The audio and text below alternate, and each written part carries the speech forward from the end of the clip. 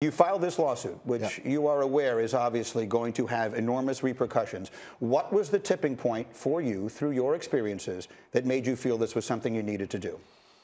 Well, I mean, just, I've been on, several interviews over the years. And look, I mean, we didn't have to file a lawsuit for the world to know that there's an issue from a hiring and firing practices in the National Football League. Why? That's correct. A lot of people have pointed this out. So why did you feel you needed to do this? Because we need change. That was the #1 reason. And I know there's a sacrifice, there's risk to that, but at the end of the day, we need change. We need change. I know many very capable black coaches, some of my staff who I know, if given an opportunity or when given an opportunity, are going to go and do a great job on their interview. And I would just hate for that to be a waste. And I think we need to change the hearts and minds of the people making those decisions. That's why we filed the lawsuit. Who are those people? Who specifically do you think needs the change? The owners of the NFL. All of whom are obviously white. I mean, sometimes, I'm a lawyer, obviously, but sometimes you need litigation to create change. The Rooney Rule didn't work. We now have less black head coaches than when the Rooney Rule started. And, Brian thought long and hard about it. And litigation's not for everyone, but he stepped forward. He's been referred to as the Rosa Parks of the NFL. And it's a testament to his character. And the litigation will create change, either because we're going to litigate the case to the end, or the NFL is going to now do the right thing faced with litigation. Okay, let's go through some of the specifics here. We detailed earlier a text exchange you had with Bill Belichick, for whom you worked in New England at some point, in which it appears he was congratulating the wrong Brian Daboll, rather than Brian Flores, for getting the job in Buffalo. We've all read that, or excuse me, leaving Buffalo and getting the job with the Giants. We've all read it. When you first realized the mistake he had made, what was your first reaction? Disbelief, humiliation. That was a tough pill to swallow.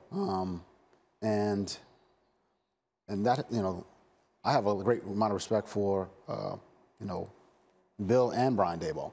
Brian's a great coach. I think he's going to do a great job as a head coach in this league. I was upset that I wasn't getting a true opportunity to show what I can do, to show what I can bring to a team, which I feel is a lot. I think that's what I've shown in my time as head coach. That's what this is all about as well. There's just not equal opportunity. This is not a knock on Coach Daboll. This is a knock on the fact that the job was promised before Coach Flores even got an opportunity. And there's backroom dealings and information that Coach Belichick knows. Why? Why is that being discussed? Why do people have this information? Why is a decorated coach like Coach Flores, humiliated into having to sit through an interview and dinner when a decision's already been made? It's worth pointing out that the Giants said in their statement that Brian Flores was a candidate for this job up to the 11th hour. What is the response to that? Notice they don't say up to the time that he actually interviewed.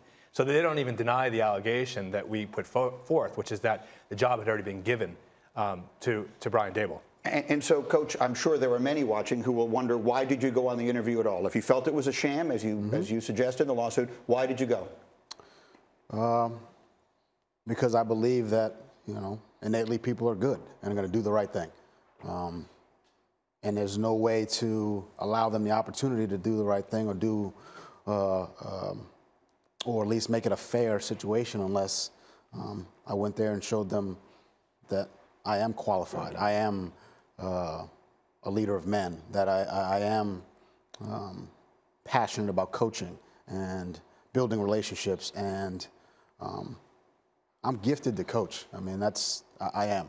I know that, and I wanted to show them that, and I think they saw that in the interview. And Mike, one of the things that often happens when you're dealing with racial issues is people find a soft hiding place, a soft place to say, oh, you know what? Coach Flores didn't get the job because he did an interview.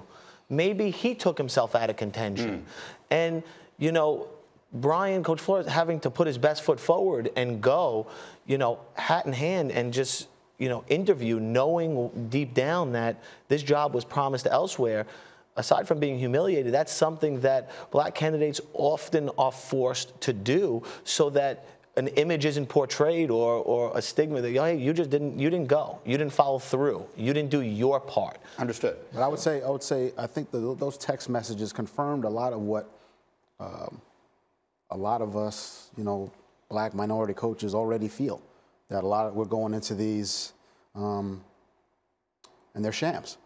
It confirmed that. A lot of there's a belief in look, that was just a mistake by Belichick. We've all sent the wrong text message to somebody. Mm-hmm. But in this instance, it came to me, and it was almost, it was confirmation that those backroom dealings were happening. Let's be very clear on why something like that might be a sham and why they would need to do it. There is the Rooney Rule in the NFL, which is something that I'm sure fans hear about quite often and may not know specifically, but I heard you describe it this morning in a previous interview as checking a box. So the existence of the Rooney Rule, mm-hmm. in which every team must interview at least 2 external minority candidates for an open head coaching position. Doug, how does that rule impact a lawsuit like this? Well, I think the intentions of the Rooney Rule were right. It was trying to get more of these owners to interview qualified black candidates. But when the team is interviewing a qualified black candidate and they've already made a decision, it shows prima facie evidence of intentional discrimination. It means that they've chosen a white candidate before they've even given the black candidate the opportunity. And it's not only for head coaching positions. What we really need to see are more black coaches doing offensive coordinator positions, defensive coordinator positions, special teams, quarterback. So that way it flows into the head coach positions. And obviously, we need more black owners. And when you talk about the Rooney Rule, it's ultimately tied to an assumption that the owners and the upper management are people who are going to do the right thing and hire based on merit and not based on someone who they're comfortable with, someone who looks like them.